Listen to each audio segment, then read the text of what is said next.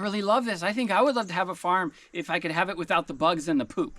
And we just started laughing because that's not possible. You don't have a farm. It's not a farm then. Hey there, welcome to the channel. My name's Aaron. I'm Hannah. And we're married, and we have 4 awesome little kids. And we are off-grid homesteaders. Off-grid means we're not connected to the electric grid at all, the water system, the sewer system, natural gas, anything like that. We are self-sufficient on all of those things. And homesteading, basically meaning we're trying to utilize what the land can provide and what we can grow and raise from it in order to provide for ourselves and our family. So we were married 12 years ago, and I knew my husband liked hunting and fishing, and he was really self-taught in a lot of those things. He was an outdoorsman and a cowboy as far as I was concerned. And you know, I pretty much came from the city, and I had really no experience, really never camped, but it was always my dream to be a family that goes camping every year. I really like being outside in nature, so I was like, this is a great fit. But yeah, but funny story, a few years after we were married, we were living in the city. We were in a downstairs apartment under someone's house.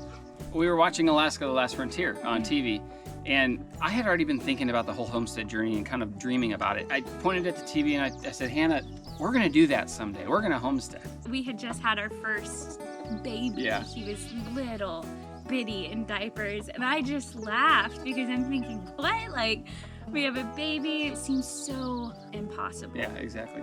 But lo and behold, years later, we just couldn't get past that. It was a dream of mine, but I was willing to let it go. But it kept coming up, in Hannah's mind, and it was something that we felt like we needed to do. So we decided to start taking some steps to become more sustainable and start doing things for ourselves. So first thing we did was we started buying food in bulk and kind of storing it for a rainy day. We were like lightweight preppers, if you will. And we just really wanted to learn to be more frugal and just more wise with our resources. And so I do monthly grocery planning and budgeting. We really tried to stick on a budget and a meal plan and everything like that. And so it got to the point where we were, shopping at a month at a time and bulk and saving and prepping our meals ahead of time so that we could have a month's worth of food. At any given time, yeah. And, we were canning a lot of our produce, trying to buy as good as we could. And we were canning tons of meals, having a lot set aside.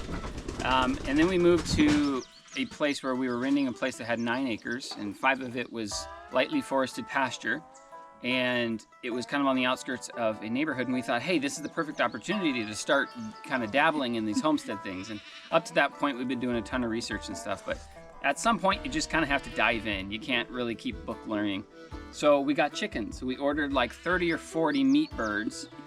Like, we don't start small. We ordered 30 or 40 meat birds. Never had a chicken before in our lives. And didn't know anybody who had chickens. Yeah, we didn't have anybody to help us at all. So we ordered 30 or 40 meat birds and about 12 layers. And we raised them, and that process was a nightmare. All the things we had to learn and the amount of birds we lost, it was sad. But it was great at the same time. We put some really good meat in the freezer. I had never processed chicken before, but like she said, I was a hunter and fisher, so it wasn't too foreign for me. But we dove in and we went at it. And shortly after starting that, COVID happened. So this was late 2019, early 2020. And grocery stores shut down. We couldn't find things on the shelves, and it was really scary. But we had this vast surplus of chicken meat, probably about a year's worth. And if not more, for our family. Yeah, and eggs on top of that. And, our kids, they have a lot of food sensitivities, so we can't just buy the thing that's available. It has to be very specific to them. So having the eggs and the meat available was a lifesaver for us at that time. So 2019, we had done a lot of research, and we knew this is what we wanted, but we didn't know how to transition from where we were. Backyard chickens. Yeah, just in a neighborhood, and I've got young children that I'm now at the point of homeschooling and really involved with them. And at this point, I was pregnant and expecting our 4th boy, and it was hard to even know, how do we get there? How do we transition to life off-grid? How do we really get that homestead that we're wanting? Yeah. So we just bought a place. We were looking on Zillow, and we found a place in Upper Michigan, and it seemed to tick all the boxes. Yeah, I had a list of things Yeah. I wanted. He had a list of things he wanted, And, the kids, had a list of what they and wanted. it fit everybody's. Oh, it was it was perfect. amazing. It was a dream come true. And so I was planning on flying up and seeing it with the inspector and doing the inspection with him. But then our son was born and he had a lot of health complications. And so I didn't go see it. I stayed with the family, but we bought it anyway, sight unseen. And I do not recommend anybody does that unless you have a lot of experience in that. So we buy it, we sign the papers. 4 weeks later, the wife and kids are good. I load up a trailer full of all sorts of tools and equipment I'm gonna need. We stayed they stayed in our house in the where we were. neighborhood and got settled, the new baby and everything. And he So I drove up packed cross country to come up here, and it was very scary driving into this property because no one had lived here for a year and a half. It was overgrown. The driveway was a quarter-mile long and it was in terrible condition. So I'm bumping down the roads with the trailer, and we get to the place where there's a creek and you have to cross the creek on a bridge to get to the house. And that bridge was so rotted, I was falling through it, just trying to walk across. So I had to park the trailer and haul everything up to the house. And everything's overgrown. You can't even see the foundations of the house. And it was just astonishing thinking how much work we would have to do to get this place even livable. even accessible.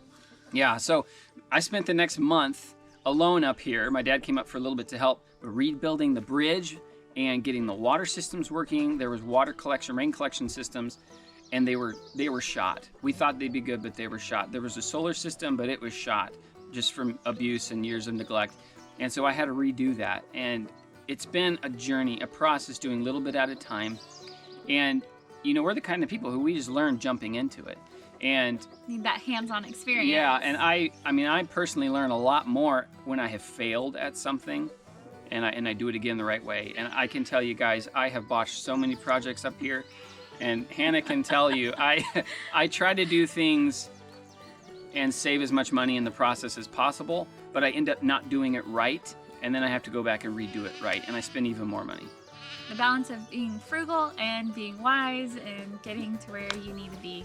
So currently, at this point, we have goats, we have chickens, and we have a mystery special new addition to the homestead. But we're not showing anybody yet, so stay tuned, subscribe. That'll be in the next video. So the goats, we love goats. We thought we'd hate them, but we love them.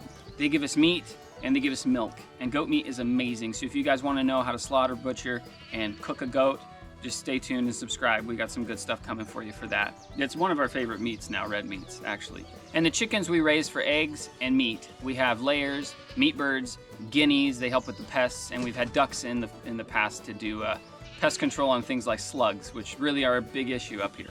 So we've been at this for 3 years, about ready to start our 4th year.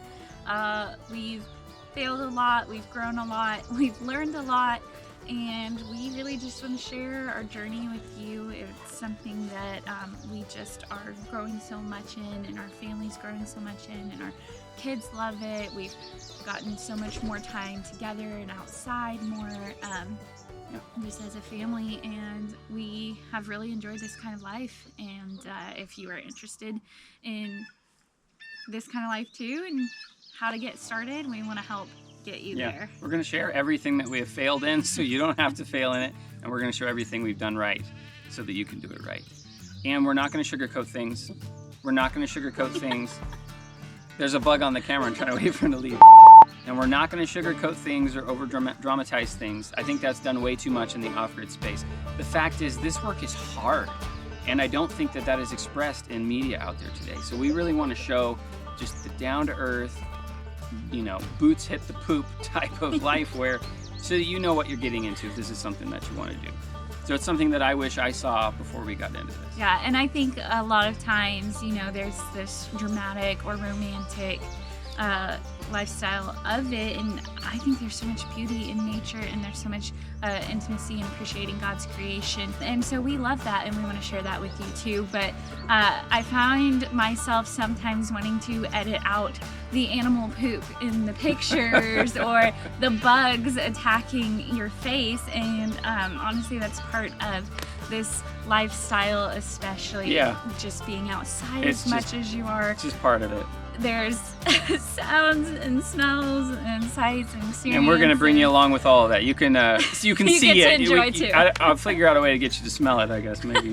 But yeah, we had someone visit, a friend of ours, and they're like, man, I really love this. I think I would love to have a farm if I could have it without the bugs and the poop. And we just started laughing because that's not possible. You don't have a farm. It's not a farm then. So anyway, thank you guys so much for joining us. We appreciate you guys coming along for the ride. So join us, subscribe, hit that like button, share it with your friends. You're gonna have some really good content here. See you next time. Mosquito eating me.